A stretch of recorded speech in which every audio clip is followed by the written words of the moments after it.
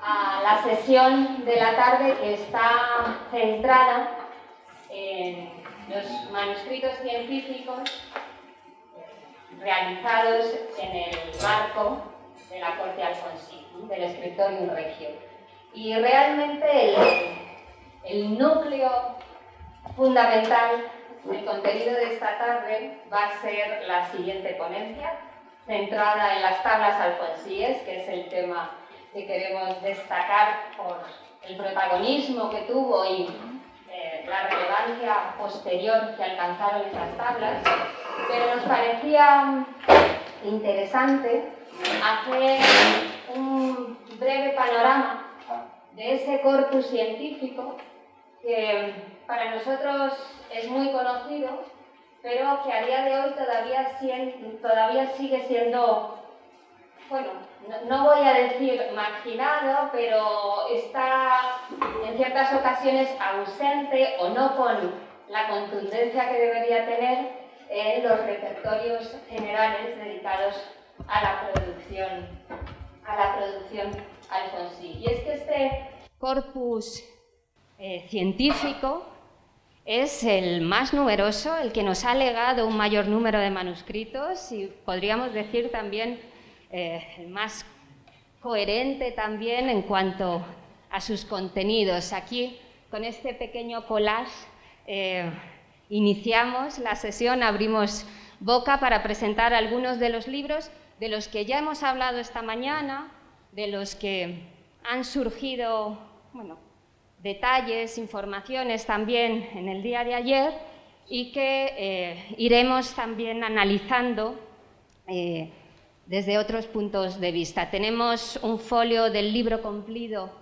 de los Judicios en las Estrellas, un folio del libro de las Cruces, un folio del lapidario que podremos ver mañana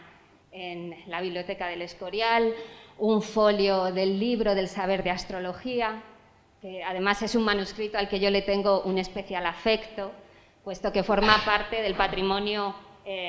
librario de la Complutense, es uno de nuestros manuscritos más relevantes, el manuscrito 156 de la Biblioteca Histórica Valdecilla, y que, bueno, pues nos acompaña desde luego de una manera, como digo, constante, está muy presente tanto en los contenidos de muchas de mis clases. Aquí hay algunos estudiantes de este año o de años pasados que seguro que enseguida se sienten familiarizados, ¿no?, con estos contenidos. Un folio del libro de astromagia, ese compendio del que también hablaba esta mañana la profesora Fernández Ordóñez, que se encuentra en la Biblioteca Apostólica Vaticana. Y por último tenemos un folio de un manuscrito también muy relevante, un compendio tabular que se encuentra actualmente en París, en la Biblioteca del Arsenal. Dicho esto, y con este marco, pues vamos a plantear algunas cuestiones que considero fundamentales para entender este taller científico y, desde luego, cómo imbricar estos contenidos en ese proyecto cultural alfonsí. Y tenemos la suerte de que los textos científicos son muy ricos desde un punto de vista de la información que nos proporcionan. En los prólogos de estos textos científicos se nos dan las claves principales de cada una de estas obras, se nos habla de las diferentes fases de trabajo, de los objetivos y de las intenciones que tenía el monarca y sus colaboradores para llevar a cabo estos textos, las necesidades de contenido, de la organización de estos libros. Incluso contamos con los nombres de los agentes involucrados en la realización de estas obras, algo que, como hemos visto esta mañana, pues no es habitual en otros grupos temáticos. Y además tenemos también la fortuna de que en muchas ocasiones se nos da la información sobre la fuente que se está utilizando como punto de partida para desarrollar esas obras, y también incluso se nos dicen cuáles son las partes creadas ex novo para cubrir lagunas temáticas que se han detectado o para desarrollar algunos aspectos que no hayan quedado suficientemente claros en la fuente que se está utilizando como base. Ahí tenemos un fragmento de nuestro libro del saber de astrología, donde nos dice: porque este instrumento sería muy minguado si no hubiese libro de cómo lo deben facer de nuevo, por ende nos, don Alfonso el sobredicho, mandamos al nuestro sabio Rabbi Shah el de Toledo, del que hablaremos hoy largo y tendido, que lo ficiese bien cumplido con sus pruebas y sus figuras. El elemento visual también va a ser uno de los componentes fundamentales en la realización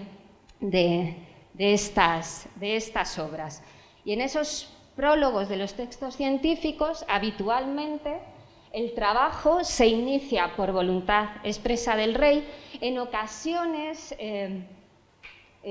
porque uno de sus colaboradores se lo sugiere. Por ejemplo, en el caso del lapidario que veremos mañana, es el propio Yehudá al que el rey le pide consejos sobre un libro que ha encontrado en casa de un judío en Toledo, y le pide consejo para saber si efectivamente es un texto que debería ser traducido y por lo tanto difundido, que se diera a conocer. Y efectivamente Yehudá ben Moshe le indica la pertinencia de llevar a cabo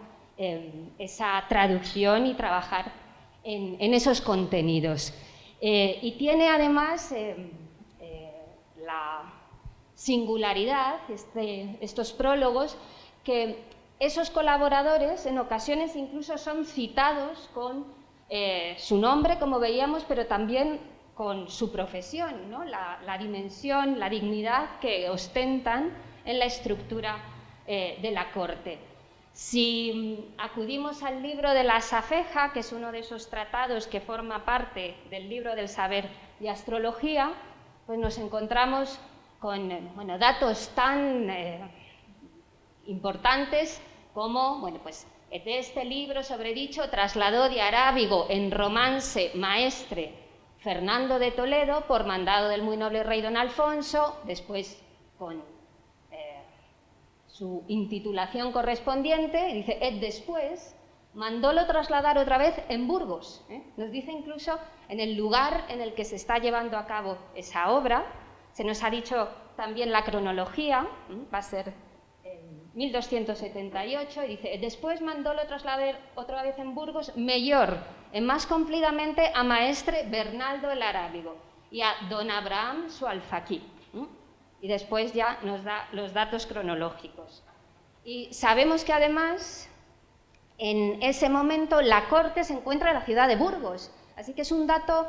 verdaderamente fundamental para plantearnos esa itinerancia de los sabios que acompañaban al rey, a la corte, y esa itinerancia, por lo tanto, del escritorio regio. Y en este caso, esta mañana decía Paco que en el caso de los autores de las obras históricas, el rey no había sido especialmente generoso y siempre nos encontrábamos esa anonimia, ¿no? Esa autoría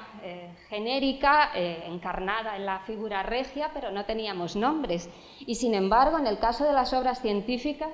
tenemos un elenco de nombres verdaderamente significativo. Y yo siempre me he preguntado ¿por qué? ¿Por qué esa diferencia? Porque es un dato, creo, importante, ¿no? Porque en esos manuscritos científicos sí contamos con esa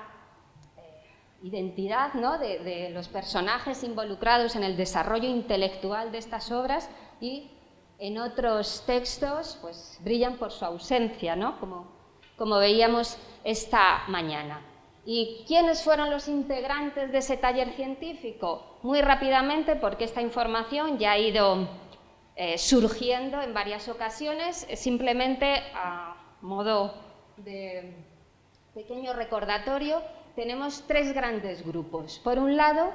tenemos los colaboradores judíos que van a asumir el gran protagonismo de este taller científico, van a ser los responsables de la elaboración de un mayor número de obras, por supuesto Yehudá ben Moshe e Isaac ben Sid, el Rabishak de Toledo del que antes hemos hablado, pero también nos encontramos con otro personaje que aparece como Don Abraham al-Faqih, ese Samuel el Leví que esta mañana comentábamos que participó en la revisión del texto del libro de las figuras de las estrellas fijas realizada en 1276, y también aparece un personaje llamado Don Mosé del que no contamos con mayor información. Después tenemos el grupo de los colaboradores cristianos peninsulares, podríamos decir, donde aparece Fernando de Toledo, al que acabamos de mencionar previamente en el libro de la Safeja, aunque Fernando de Toledo no lo debió hacer muy bien, puesto que él ostenta la autoría de la primera traducción del libro de la Safeja en 1254, pero después hemos visto que decidieron que era necesaria hacer una revisión más cumplida y de manera pues más adecuada. Y en ese momento entran en juego otros personajes para ayudar a Fernando de Toledo. García Pérez, del que ayer hablaba el profesor Ayala, ese arcediano del que pues empezamos a tener más datos y que junto con Yehudá ben Mosé participa en la realización del lapidario. Guillén Arremón Daspa y Juan Daspa. Esta mañana Inés Fernández Ordóñez también ha comentado algunos datos sobre estos traductores, autores, ¿no? Porque la diferencia es difícil, ¿no?, de matizar. No son traductores estrictamente en el sentido que no se dedican única y exclusivamente a traducir una fuente, sino que después la reelaboran, la reestructuran y aportan novedades. Álvaro de Oviedo, del que también hemos hablado, encargado de esa traducción latina del libro cumplido, y Bernardo el Arábigo, un personaje desde luego interesante porque posiblemente es un converso, pero aparece con esa distinción del arábigo, participando también en ese libro del saber de astrología. Pero luego tenemos colaboradores cristianos que proceden de otros territorios, fundamentalmente esos latinistas que vienen de algunas ciudades italianas: Pietro di Reggio, Egidio de Tebaldis, Joan de Cremona, Joan de Messina, Buenaventura de Siena, que además de participar en algunas de estas obras científicas, como comentaba ayer el profesor Ayala, también se incorporaron a ciertas labores de la Cancillería, incluso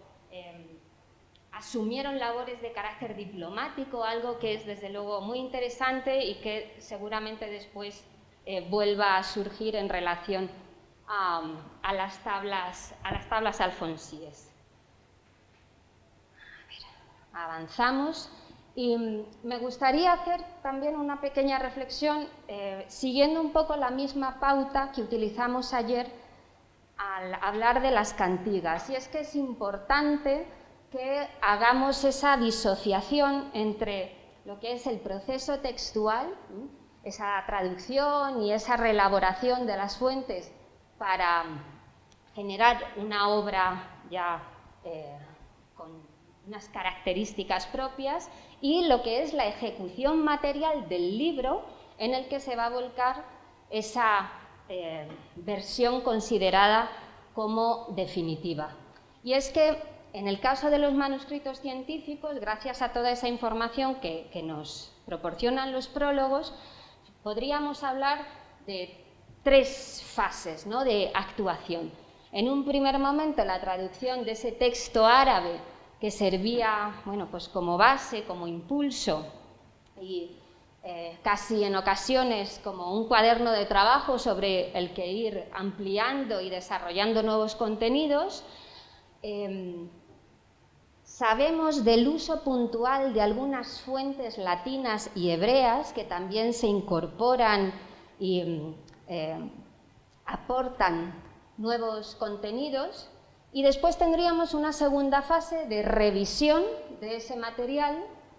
que además es muy interesante ver cómo la revisión de uno de estos textos se nutre,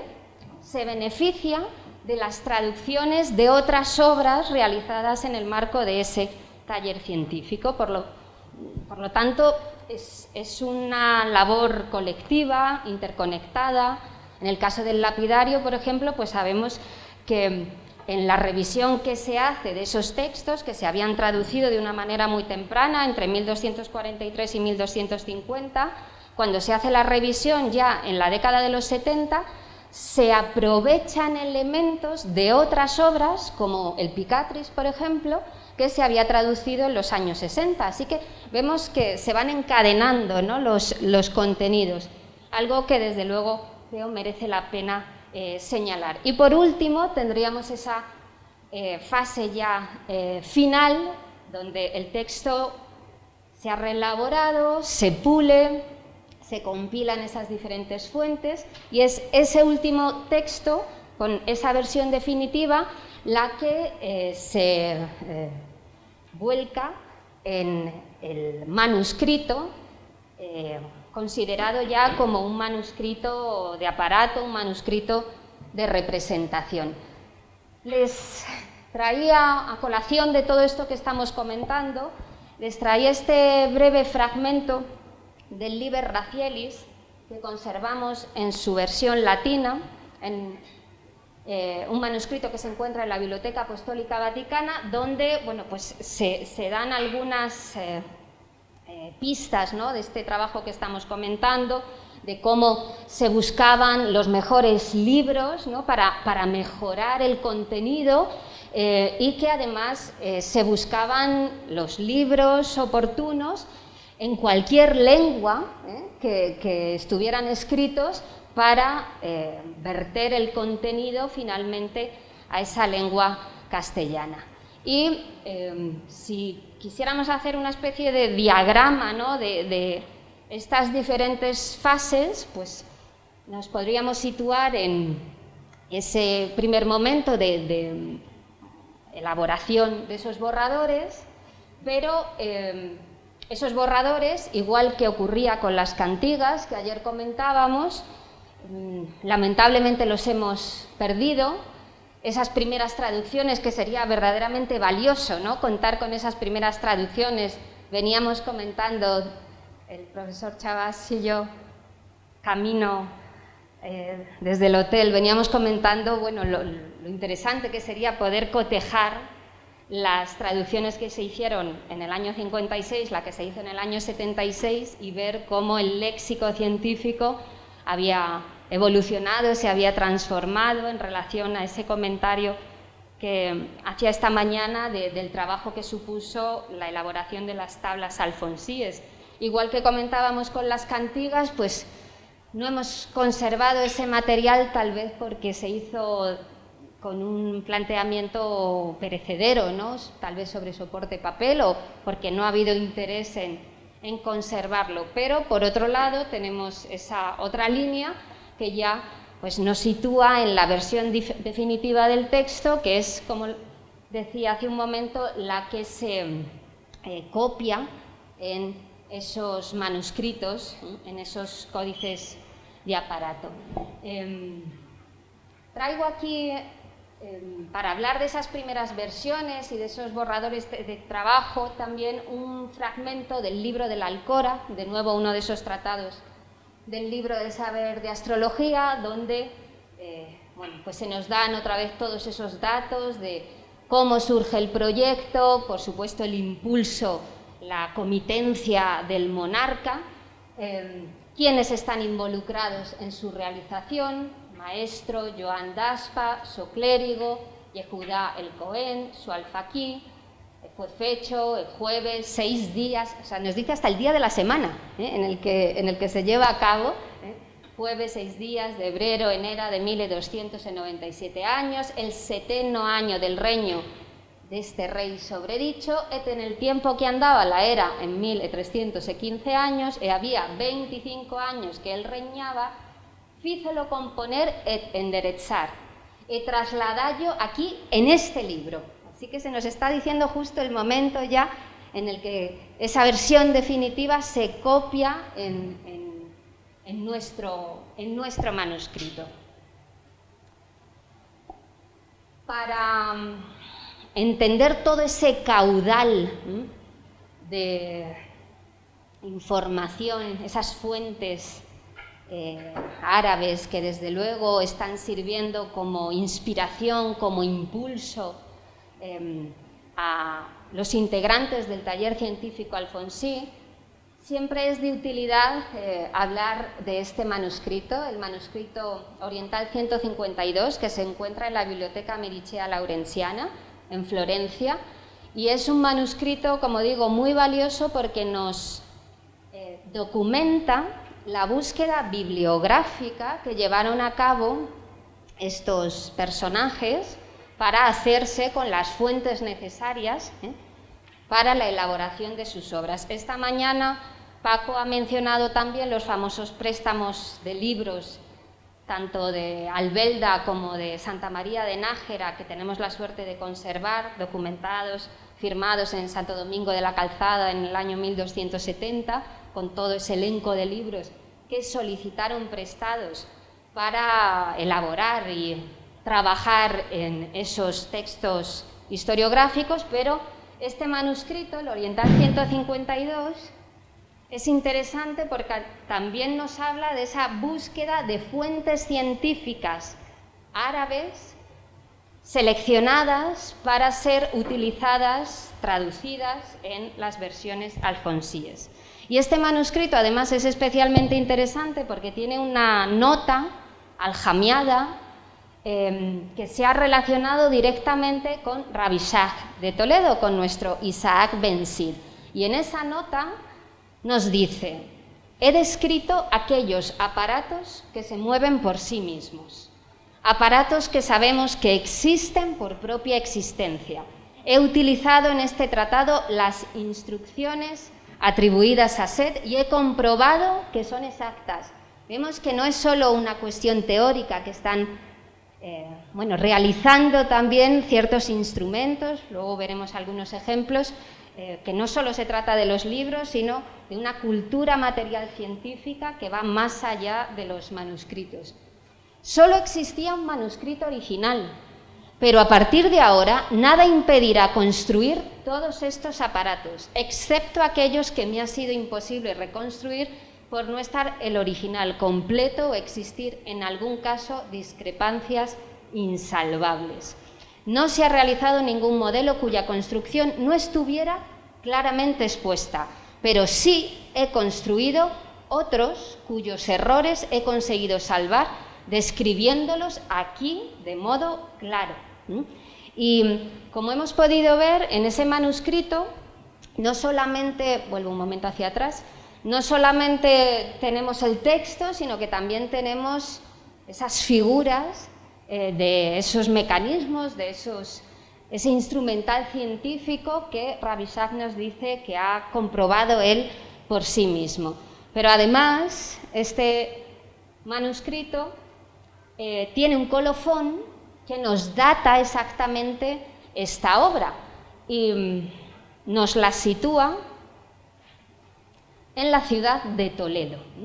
en el año 1266. Dice: se terminó esta epístola dando gracias a Dios y con su ayuda en la ciudad de Toledo, en la segunda decena del mes de marzo del año 1303 de la era hispánica. Loado sea Dios sin fin y reciba nuestro agradecimiento inconmensurable. Se ha terminado la confrontación con el original. Esto es súper interesante. Vemos que tiene el manuscrito original, está cotejando para constatar que efectivamente el texto que se ha escrito es el correcto. Y de hecho lo dice así: es una copia correcta. Así que nos da información también sobre el sistema de trabajo, de cómo funcionaban, ¿no?, en el marco de este taller científico. Y además vemos que las traducciones de este corpus científico son traducciones especializadas. Nos dice en un momento dado, se nos explica que quienes asumen la traducción de una determinada obra es porque tienen los conocimientos necesarios para poder llevar a cabo esa traducción. No es una traducción lingüística de alguien ajeno al contenido científico, En ocasiones se nos dice, por ejemplo, tanto de Yehudá como de García Pérez en el lapidario, se dice que eran muy entendidos en el saber de la astronomía, o sea, que no son ajenos, ¿no?, a ese vocabulario, a ese contexto. En el prólogo del libro cumplido de los Judicios en las estrellas se nos dice: porque cada uno de ellos se traballa espaladinar los saberes en que es introducto. Así que, de nuevo, creo que es un elemento interesante para comentarlo.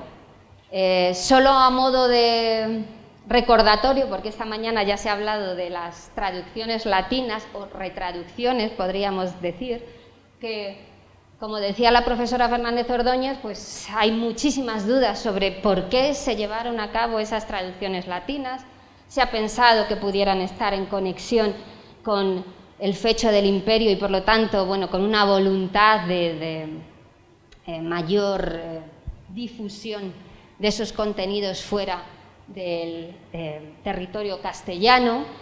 Algunas sabemos que fueron encargadas por el rey, otras fueron realizadas posteriormente, pero no podemos saber con certeza si fueron comisionadas por el monarca o no, como digo, simplemente a modo de recordatorio. Y también es interesante que en estas versiones ya definitivas se nos da información sobre esos personajes que intervienen en las diferentes fases de la realización de la obra, y se nos dan términos precisos sobre el trabajo que realizaban los trasladadores, los traductores, bueno, esos traductores autores, los emendadores. El libro cumplido nos da ese vocablo que habitualmente se ha considerado, pues, que es la persona encargada de fijar, ¿no?, de corregir el texto. Los ayuntadores, los encargados de añadir, de completar material, aparece en el libro de las figuras de las estrellas fijas. Y también se nos habla de los capituladores, los encargados de organizar el contenido. Y todo eso lo podríamos ir constatando en muchos de estos prólogos a los que me he referido antes, ¿no? Aquí tenemos ese vocablo de los ayuntadores que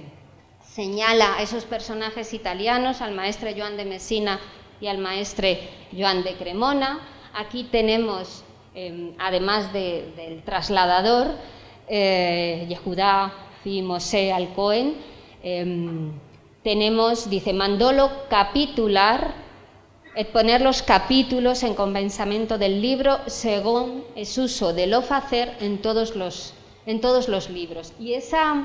labor de la capitulación recae en el maestro Joan a su servicio. Así que es un trabajo, como vemos, también diferenciado, estructurado, y cada uno asume una responsabilidad en este proceso. Y vistas esas pinceladas del proceso textual, pues me gustaría que ahora pusiéramos el foco en las cuestiones materiales, ¿no?, en los manuscritos que son el resultado de todo ese esfuerzo, esas versiones definitivas que ya pues, se codifican de una manera determinada en esos manuscritos. Es importante que señalemos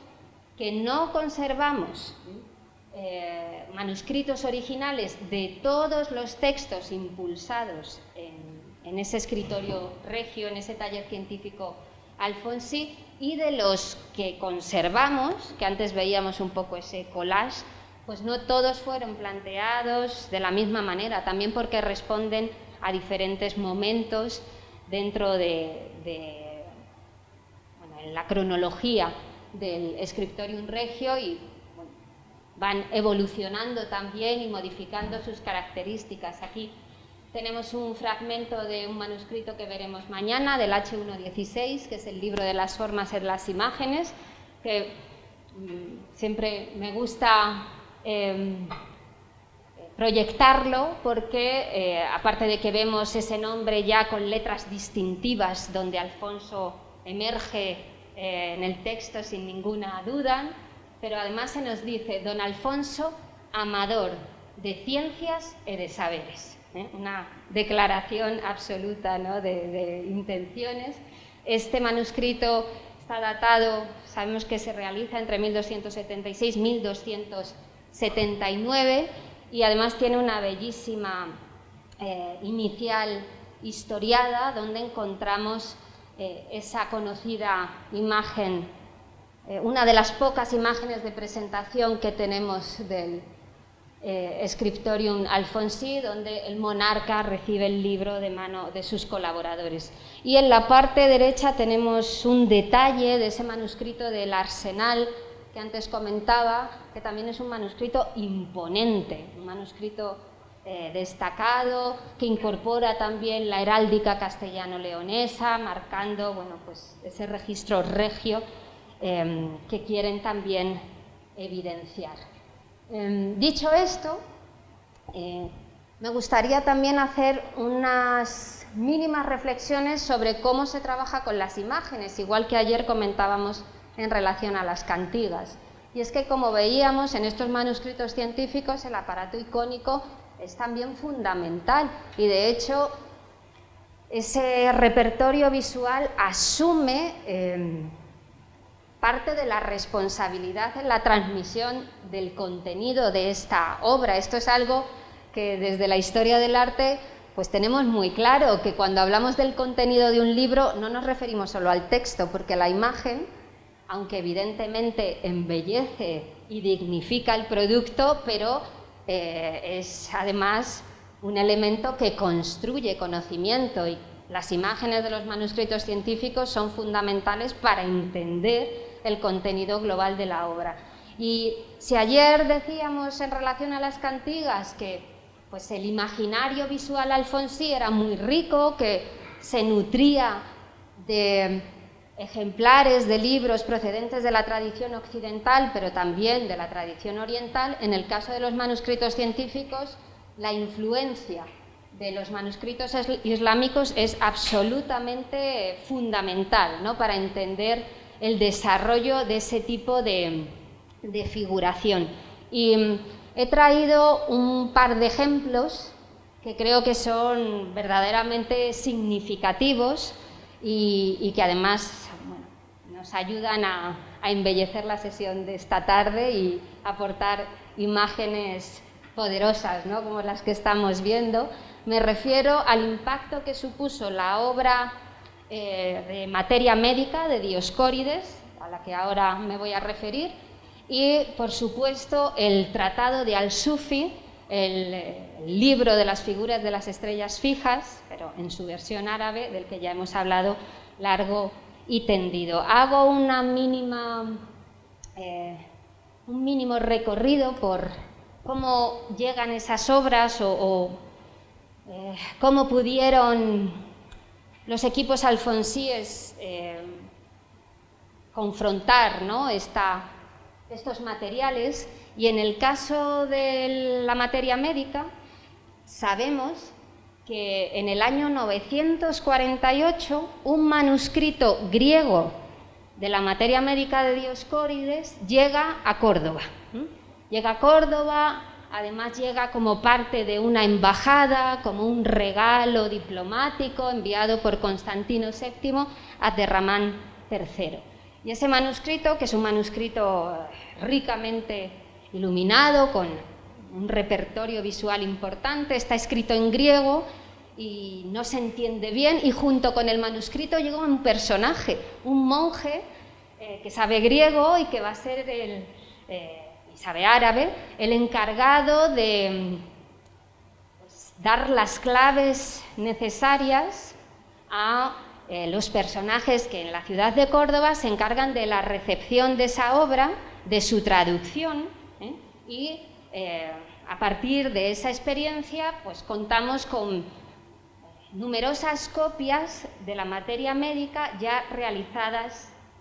escritas en árabe. Y en esas copias es interesante que además hay una especial preocupación por el léxico, igual que hablábamos esta mañana, y los nombres de las plantas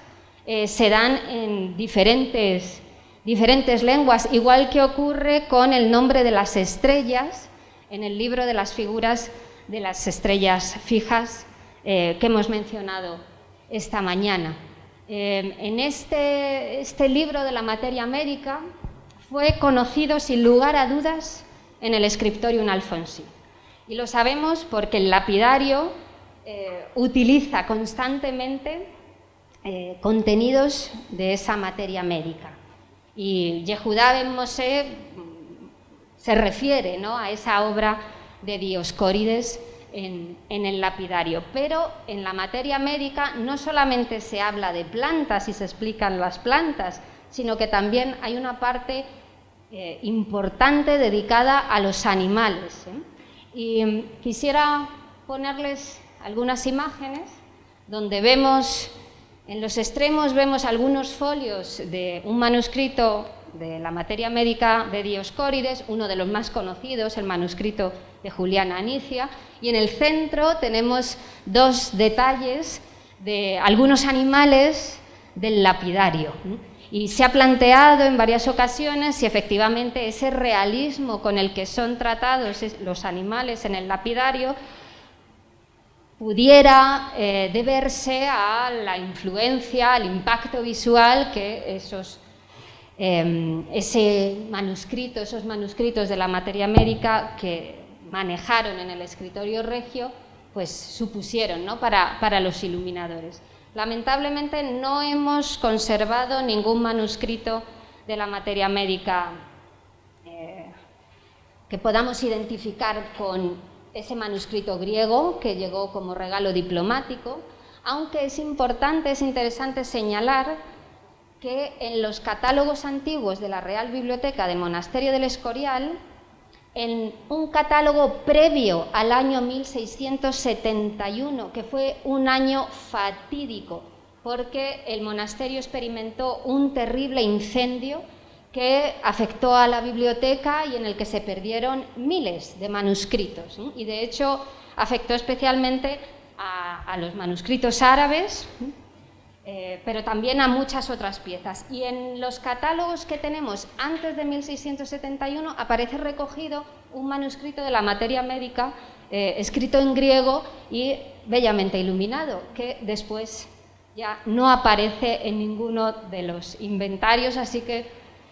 pues pudo desaparecer en ese triste incendio que, como decía, bueno, pues fue la causa de la pérdida de importantes materiales. Y junto a esa materia médica de Dioscórides, a través del canal de transmisión islámico, que no debemos olvidar ese elemento que es fundamental, sí que también me gustaría hacer una breve referencia a ese tratado de Al-Sufi, a ese Kitab Al-Kawatib, el tratado de las figuras de las estrellas fijas, un tratado que fue verdaderamente importante, muy probablemente realizado en la ciudad de Shiraz en el año 962, dedicado al sultán Adud al-Duala. Y esta obra de Al-Sufi es un texto que lo que hace es revisar la obra de Ptolomeo, las partes dedicadas al estudio de las constelaciones. Pero no solo lo traduce al árabe, sino que también revisa esa obra e incorpora nuevos detalles vinculados con la tradición astrológica científica beduina. Aparecen nuevas constelaciones en esos tratados de Al-Sufi y algunas de esas constelaciones clásicas se reinterpretan y se adaptan a ese imaginario de la cultura islámica. Pongo rápidamente unas imágenes, dos folios,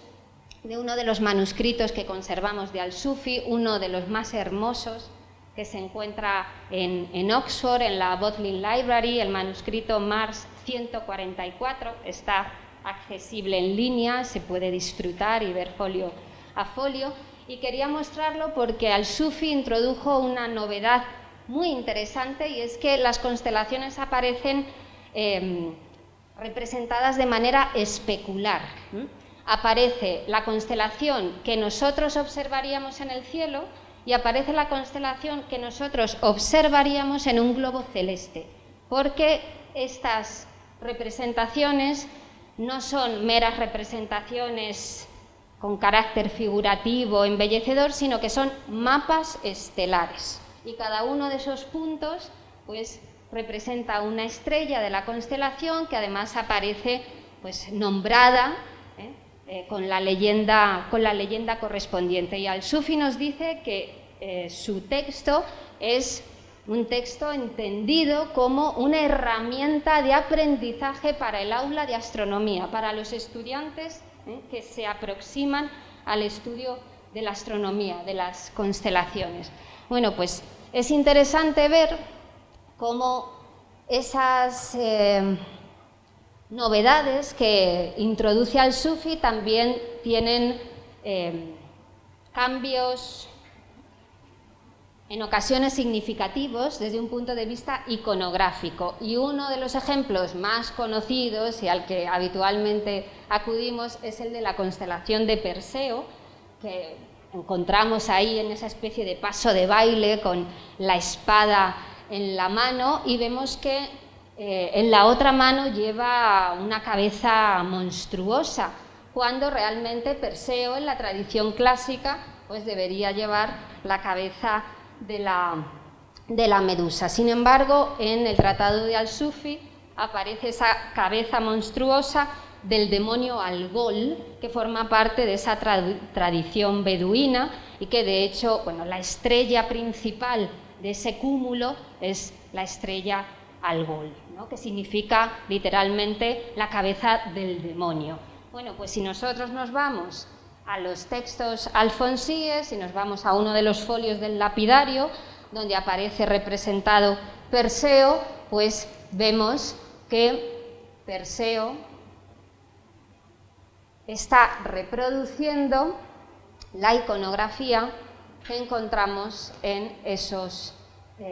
tratados de Al-Sufi. Así que es un indicio claro de que los talleres alfonsíes estaban manejando un manuscrito de Al-Sufi que utilizaron pues para el texto del libro de las figuras de las estrellas fijas, pero también les sirvió de nuevo como modelo, como inspiración para crear su propio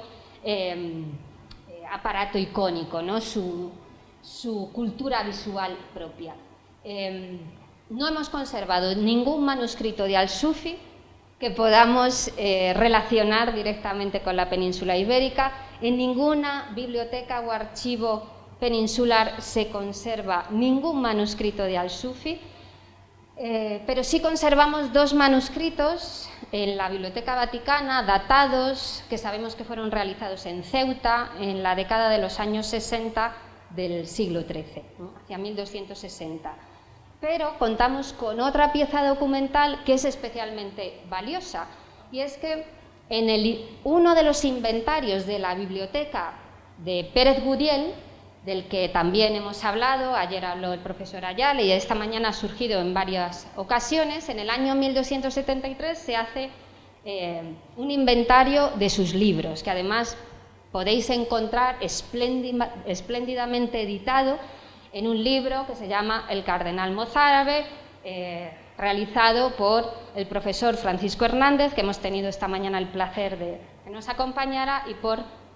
otro querido colega, tristemente ya desaparecido, Peter Linehan. Bueno, pues uno de los ítems del segundo inventario de la biblioteca de Pérez Gudiel refleja un manuscrito de Al-Sufi. La descripción habla de un manuscrito escrito en árabe, con figuras que tienen puntos de oro. Y muy probablemente se trataba de un manuscrito de Al-Sufi. No sabemos si el que pudo conocer esos equipos alfonsíes u otro, pero desde luego tenemos constancia de su circulación en la península ibérica. Y para ir cerrando, me gustaría también hacer una mínima reflexión sobre el método de trabajo relacionado con ese aparato icónico, porque hemos dicho que los textos exigen un proceso previo de borradores, de correcciones, pero de las imágenes la verdad es que no sabemos si los borradores iniciales tenían repertorio icónico o no lo tenían, o si ya esas imágenes se diseñaban y se realizaban en la fase final con el texto plenamente establecido. Y lo que sí podemos afirmar de manera contundente es que necesariamente hubo un contacto directo, un diálogo, una comunicación entre los iluminadores y los traductores, autores de esas obras, porque son figuras verdaderamente complejas, que además no forman parte de la tradición visual de ese momento, sí que exige un mayor esfuerzo, no es una iconografía bíblica que pueda estar ya asimilada y asentada y que un iluminador experimentado pues se le encargue y se le diga que tiene que hacer una determinada escena con esas coordenadas y la realiza. En este caso se trata de composiciones, como digo, bastante complejas, ¿no? Como estas ruedas que estamos viendo aquí, esa rueda con las mansiones de la luna o esa rueda que mañana veremos en el lapidario con el signo de Cáncer y todas las estrellas y constelaciones vinculadas a ese signo. Así que, de nuevo, eso nos ayuda pues, a preguntarnos sobre la estructura, ¿no? del escritorio regio, y que evidentemente esos grupos de trabajo tenían que estar interconectados, tenían que hablar entre ellos. O aquí tenemos esta hermosa rueda también de Marte, del planeta Marte, que podemos encontrar en el libro de Astromagia, o esa esfera armilar del libro del saber de astrología. Son -5. Pues termino haciendo una mínima referencia a los 3 momentos fundamentales de producción científica en este proyecto Alfonsí. La década de los años 50, que desde luego fue un momento crucial, con una actividad de traducción muy intensa. Ahí tenéis el listado de obras: el lapidario, el libro cumplido, una de las traducciones latinas del libro cumplido, el libro de la Safeja, el conocido como Picatrix, que realmente es la traducción del Gayat al-Hakim, de la obra árabe Gayat al-Hakim, que se traduce al castellano probablemente como el libro de la mágica de los signos, y ese texto castellano después se traduce al latín, y es esa versión latina la que ha llegado a nosotros con ese término Picatrix, o conocida como el Picatrix. El libro de las figuras de las estrellas fijas, el Liber Racielis, el Cuadripartito, el libro de la Alcora, el libro de las cruces, la cosmología de Ibn al-Haytham. Desde luego impone, ¿no?, esa lista. Es, como digo, un grupo muy productivo el que tenemos ante nosotros. Y luego, en la década de los años 60, vemos que hay un cierto viraje y que se empieza a trabajar sobre todo en relación a las observaciones astronómicas vinculadas a las tablas alfonsíes, de las que va a hablar el profesor Chavas a continuación. Se traducen las tablas de Azarquiel, se hace una traducción latina del Cuadripartito, otras traducciones del libro cumplido, se hace ese manuscrito que antes hemos comentado, que nos documenta esa búsqueda bibliográfica, ese Oriental 152 de la Medicea Laurenziana. Y por último, ya desde mediados de los años 70 hasta los años finales del reinado, nos encontramos con el momento de las grandes compilaciones, que todo ese material que se había trabajado previamente se revisa, se pule, se define y se materializa en los grandes manuscritos que han llegado hasta nosotros. El lapidario, que repito, veremos mañana, el libro del saber de astrología, el libro de las formas en las imágenes, el libro de astromagia y ese manuscrito del arsenal, que también es un gran compendio. El elemento común de todos esos manuscritos es que realmente son, como digo, compendios de diferentes obras científicas trabajadas en las décadas precedentes. Y de nuevo, con el mosaico con el que iniciaba esta charla, pues por ahora me despido y le doy paso a nuestro siguiente conferenciante,